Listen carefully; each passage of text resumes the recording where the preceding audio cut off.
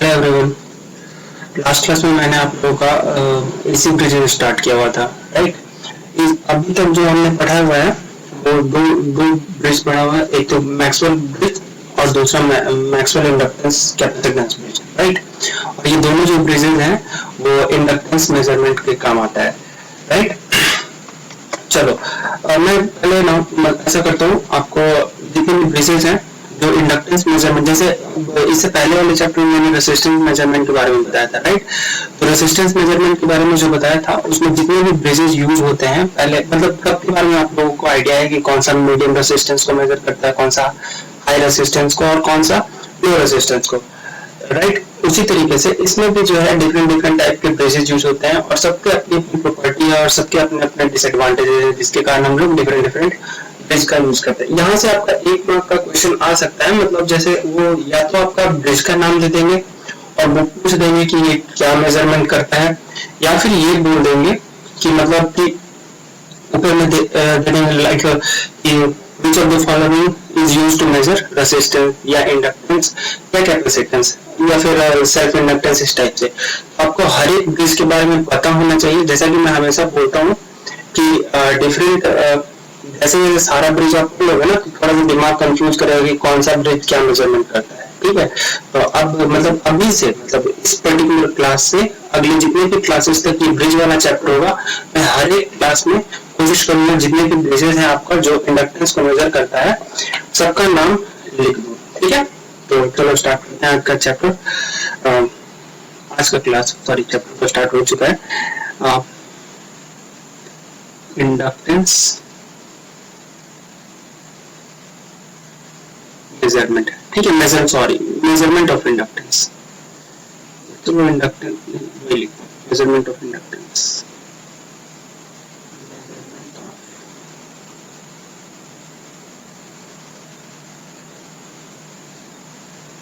ठीक है। अब देखो कौन कौन सा ब्रिज यूज होता है वो हम लोग देख लेते हैं पहले। जैसा कि हमने कौन कौन सा पढ़ लिया है, एक मैक्सवेल इंडक्टेंस ब्रिज पढ़ लिया था ना। पहला क्या पढ़ा हुआ है, मैक्सवेल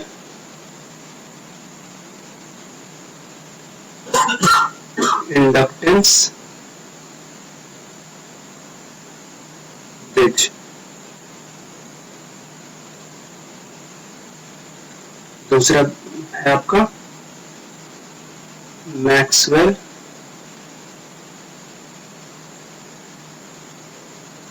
इंडक्टेंस कैपेसिटेंस ब्रिज।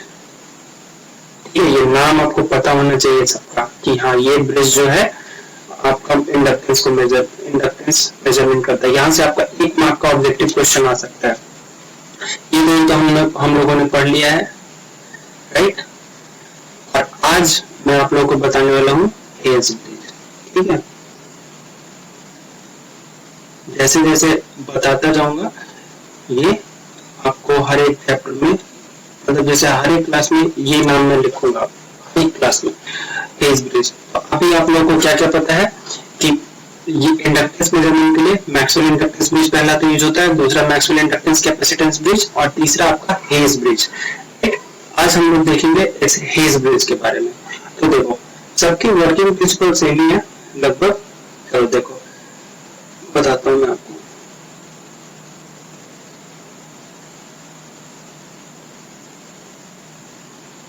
देखो ये जो मैं बना रहा हूँ ये हेज ब्रिज का डायग्राम है, सर्किट डायग्राम है, राइट।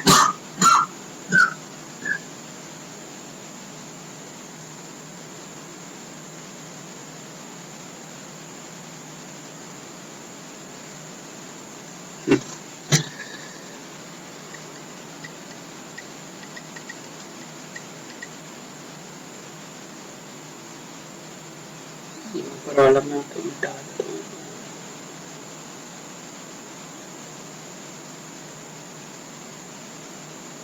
ठीक है। इसको ऊपर कर देते हैं।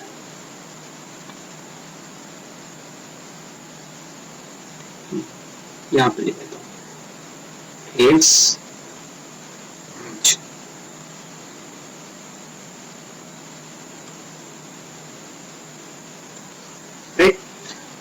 बीच में क्या होता है आपका, ये डिटेक्टर होता है। ये क्या बताता है, ब्रिज का बैलेंसिंग कंडीशन। ये क्या है आपका R1, ये L1, ये R3 होता है, ये R2 होता है, ये आपका C4 और ये R4। हर एक में ऐसे ही रहेगा, ये 1 2 मतलब ये 1, ये 2, ये 3, ये 4, ऐसे हमेशा याद रखिए। ओहो सॉरी सॉरी सॉरी,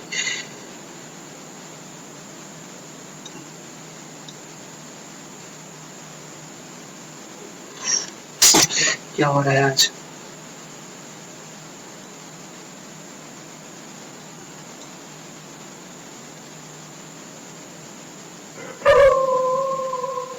राइट, ये था आपका डिटेक्टर। तो मैं आपको सबसे पहला काम क्या बताता हूँ मैं आपको। सबसे पहला काम है आपका मतलब Z1 Z2 Z3। Sorry for the background noise, कुत्ते भी ना कभी कभी रात में पता नहीं क्या हो जाता है इनको।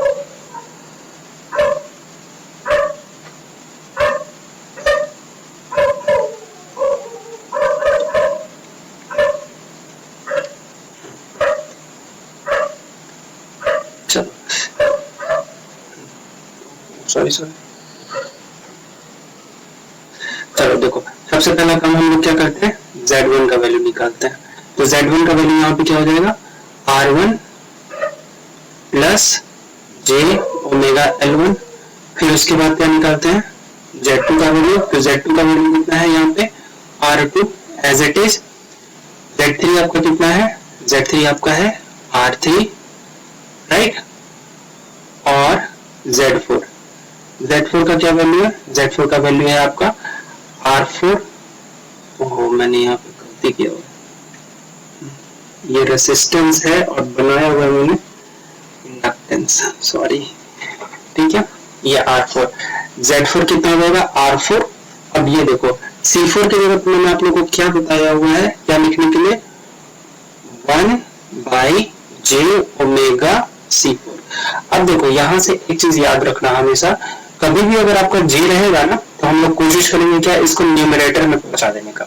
ठीक है, तो अब आपके पास प्रोसेस भी है कि आप कैसे करोगे, लेकिन मैं मतलब डायरेक्ट बता देता हूँ यहाँ पे, जस्ट वैसे आप लोग कर सकते हो। और मैंने वो स्पेशल क्लास में आप लोग को बताया हुआ भी है, जब भी 1/J रहेगा ना तो आप इसको किससे रिप्लेस कर देना, -J से।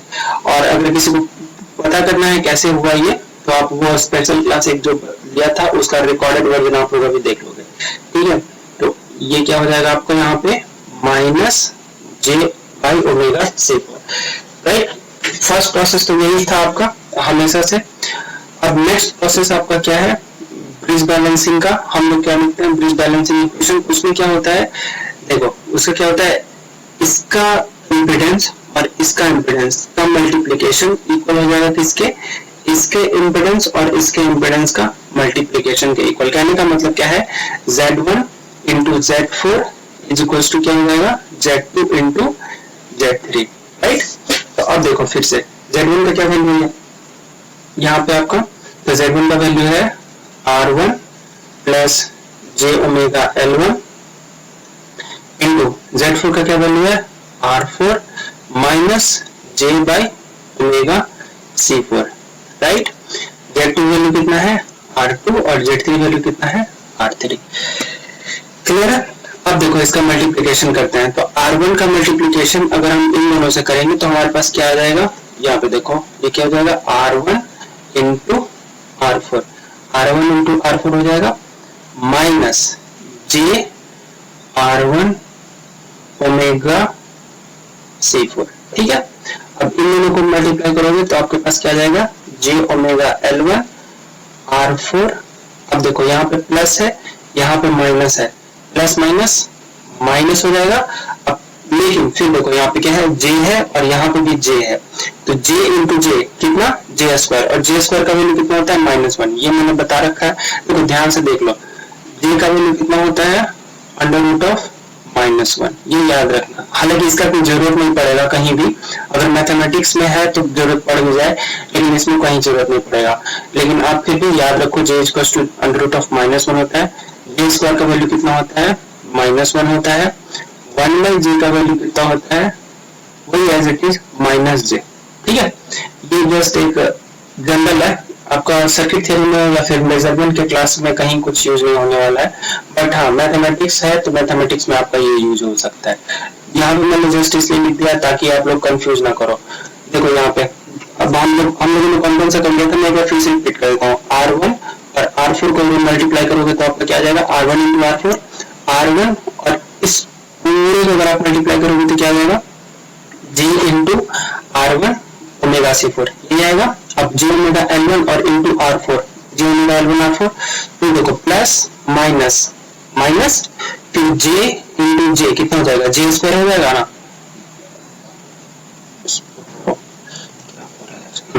तो J इंटू J कितना हो जाएगा, J स्क्वायर हो जाएगा, J स्क्वायर का वैल्यू कितना है -1, राइट। तो ये हो जाएगा आपका यहाँ पे माइनस माइनस प्लस हो जाएगा, omega L1 divided by omega C4, ये ओमेगा से ये ओमेगा कैंसिल आउट हो जाएगा और ये कितना हो जाएगा R2 into R3। Hope so किसी को कोई दिक्कत नहीं होगा यहाँ पे। अब इसके बाद का टास्क हम लोग क्या करते हैं, इसके बाद बस सिंपल क्या करते हैं, रियल को रियल से और इमेजिनरी को इमेजिनरी से इक्वेट कर देते हैं। ठीक है, ये तो करते हैं। तो देखो अब ध्यान से देखो, ऐसा करते हैं पहले कि रियल को एक साथ करते हैं। देखो अगर सबको एक साथ ही कर लेते हैं, इधर ही कर लेते हैं, फिर उसके बाद बताता हूँ। जैसे देखो यहाँ पे क्या है आपका R1 इंटू R4, ये रियल है, इधर से ये रियल है और ये रियल है, ठीक है, plus L1 divided by C4। अब ये इज इक्वल्स टू के उस साइड है तो इधर कितना हो जाएगा माइनस R2 इंटू R3।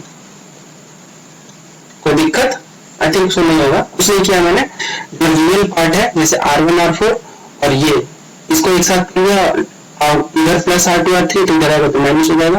फिर देखो माइनस यहाँ से कॉमन ले लेंगे तो J अगर कॉमन लेंगे हम लोग तो हमारे पास क्या बचेगा R1 divided by omega C4 plus omega L1 R4 और ये इसके इक्वल हो जाएगा आपका 0। ठीक है, मेरे पास स्पेस रहा नहीं है तो ये मैं क्या करूँ, वो ये भी सबको समझ आ गया होगा तो ये ऊपर वाला पूरा रब कर देता हूँ और सर्किट को भी रब भी कर देता हूँ। अभी एक सेकेंड,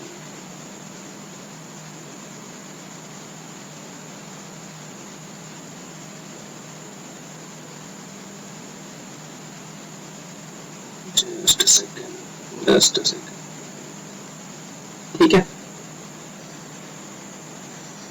इसके ऊपर देखना। अब देखो मैंने क्या बताया आप लोगों को, रियल को रियल से इक्वेट करो और इमेजिनरी को इमेजिनरी से इक्वेट करो। तो देखो क्या हो जाएगा R1 into R4 plus L1 C4 minus R2 R3 is equals to 0। कोई दिक्कत नहीं होती है, ठीक है। तो अब देखो इसको क्या लिख सकते हैं आप, इसको लिख सकते हो आप यहां से नीचे देखो यहाँ पे R2 R3 is equals to R1 R4 plus L1 by C4। कुछ नहीं किया है, इस R2 R3 को इधर कर दिया है, यहाँ तक किसी को दिक्कत नहीं है। ये पूरा डेरिवेशन तो समझ आ गया होगा, ये वाला का काम बस नीचे का एक लाइन रहने छोड़ता हूँ, बाकी सारा रब कर देता हूँ, ठीक है। Just a second, just a second,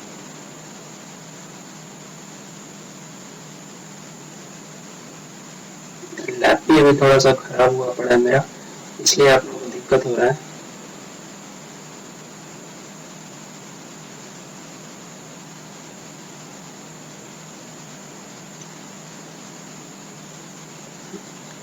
ठीक है, अब देखो ये तो हो गया आपका रियल पार्ट।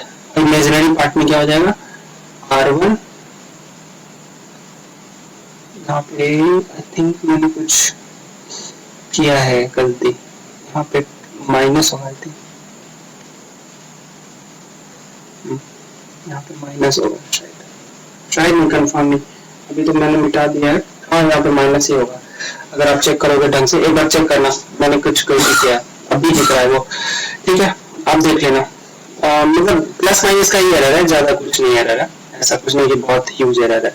तो ओमेगा L1 R4 राइट। तो अब देखो यहाँ से हमारा R1 निकल गया, R1 निकल जाएगा ना, R1 आप निकाल लेंगे यहाँ से,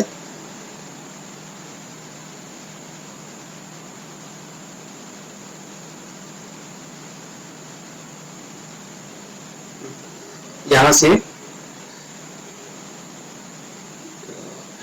से हाँ सॉरी यहाँ से L1 निकलेगा, L1 क्या हो जाएगा आपका, देखो इस पूरे इक्वेशन में हमें R1 और L1 की वैल्यू चाहिए, तो यहाँ से L1 क्या हो जाएगा, R1 divided by omega square, देखो R1 L1 इधर ही छोड़ दो, तो ये हो जाएगा m omega square R4 into C4। एक इक्वेशन तो ये है आपके पास, और दूसरा इक्वेशन ये है आपके पास, ठीक है। कुछ नहीं करना है, यहाँ से हमारा जो L1 निकल के आया है, इस L1 का वैल्यू अगर हम इसमें पुट कर दें, तो इसमें देखो सारा का सारा कन्वर्ट हो जाएगा ओनली R और C वाले फॉर्मेट में, और हमें वैल्यू किसका निकालना होता है, R1 का और L1 का। तो देखो कुछ नहीं करना है, यहाँ से जो आप L1 का वैल्यू आया है, इसको आप किसमें पुट करोगे, इस वाले इक्वेशन में, जैसे ही वो इस इक्वेशन में पुट करोगे तो यहाँ से आपका R1 का वैल्यू आ जाएगा, अगर फिर R1 का वैल्यू आ जाएगा, जो वैल्यू आया फिर इसमें पुट कर दो, समझ आया ना। मैं एक बार फिर से यहाँ पे जस्ट रिपीट करता हूँ जल्दी से, देखो कुछ नहीं किया मैंने, अब ये जो इक्वेशन आया है इसको भी आप इक्वेट करोगे ना जीरो से, तो जैसे ही जीरो से इक्वेट करोगे तो आपके पास क्या आ जाएगा, R1 by omega C4 minus omega L1 R4 is equals to zero, इधर जाएगा तो क्या हो जाएगा, omega L1 R4 R1 by omega C4, आपका किसको वैल्यू चाहिए, L1 का, L1 को इधर ही छोड़ो, R1 divided by omega square R4 C4 हो जाएगा, ये हो जाएगा दूसरा इक्वेशन, ठीक है। तो यहाँ पे ये हो जाएगा पहला इक्वेशन, L1 का वैल्यू इसमें पुट कर दोगे तो आपको R1 का वैल्यू आ जाएगा, और फिर R1 का वैल्यू आ जाएगा तो R1 का वैल्यू इसमें पुट कर दोगे तो L1 का वैल्यू आ जाएगा। ये काम आप लोग कर लेना, अगर दिक्कत होगा तो मैं आप लोग को बता दूंगा फिर से, ऐसे होप से नहीं होगा, आप लोग खुद से करके देखना, काफी इजी है। मैं आप डायरेक्ट R1 और L1 का वैल्यू लिख देता हूँ,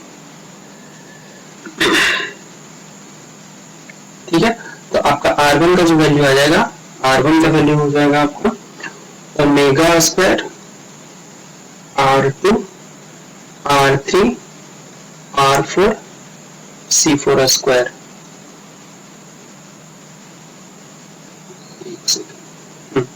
C4 square divided by 1 plus omega square C4 square R4 square, ठीक है।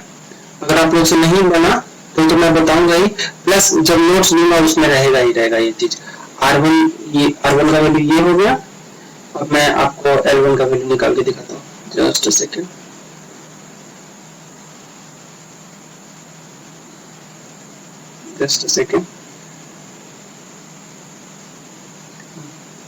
L1 का वैल्यू कितना हो जाएगा, L1 का वैल्यू हो जाएगा आपका R2 R3 C4 divided by 1 plus omega square C4 square, और ये हो जाएगा आपका R4 स्क्वायर। बस हमारा यही टास्क था, ठीक है। R1 का वैल्यू निकालना और L1 का वैल्यू, ये दोनों आपका निकल गया। अब एक टास्क और है, इसका फेजर डायग्राम बनाना। आप लोग एक बार फेजर डायग्राम ट्राई करना, अगर नहीं बना तो फिर मैं फिर से बता दूंगा, ठीक है। तो आज के लिए इतना ही, होप सो सबको समझ आया होगा। अगर एक बार भी नहीं समझ आता तो एज यूजुअल जो मैं कहता हूँ हमेशा 2-3 बार देखो लेक्चर को, जरूर समझ आएगा, क्योंकि कॉन्सेप्ट सारा वही सेम है। हम लोग कर कुछ नहीं रहे, यहाँ पे Z1 का वैल्यू निकाल रहे हैं, Z4 का वैल्यू निकाल रहे हैं, Z2 का वैल्यू निकाल रहे हैं, Z3 का वैल्यू निकाल रहे हैं, इसके इम्पीडेंस को मल्टीप्लाई कर रहे हैं और इक्वेट कर दे रहे हैं इस इन दोनों के इम्पीडेंस से, सॉरी इसके इम्पीडेंस से, ठीक है। वहां से आपके पास दो इक्वेशन आएगा, एक इमेजिनरी पोर्शन के लिए, दूसरा रियल पोर्शन के लिए, दोनों को मतलब इमेजिनरी को इमेजिनरी से इक्वेट करो, रियल को रियल से इक्वेट करो, ये दोनों आपका वैल्यू आ जाएगा। याद रखो हर एक ब्रिज, अभी हम लोग और ब्रिज पढ़ने वाले हैं, सब में यही प्रोसेस होने वाला है, कुछ भी हम लोग नया नहीं सीखने वाले हैं, नया सीखने वाले हैं कहने का मतलब, लेकिन जो कॉन्सेप्ट यूज करने वाले हैं वो ऑलमोस्ट हर एक ब्रिज के लिए यही है, Z1 Z4 equals to Z2 Z3, बस यही करना है। अगर बस इतना आपको समझ आ रहा है ना तो कुछ फिर कहीं दिक्कत नहीं आने वाला है, ठीक है। थैंक यू, आपको समझ आया होगा, अगर एक बार में नहीं आए तो 2-3 बार वीडियो देखिएगा। Thank you.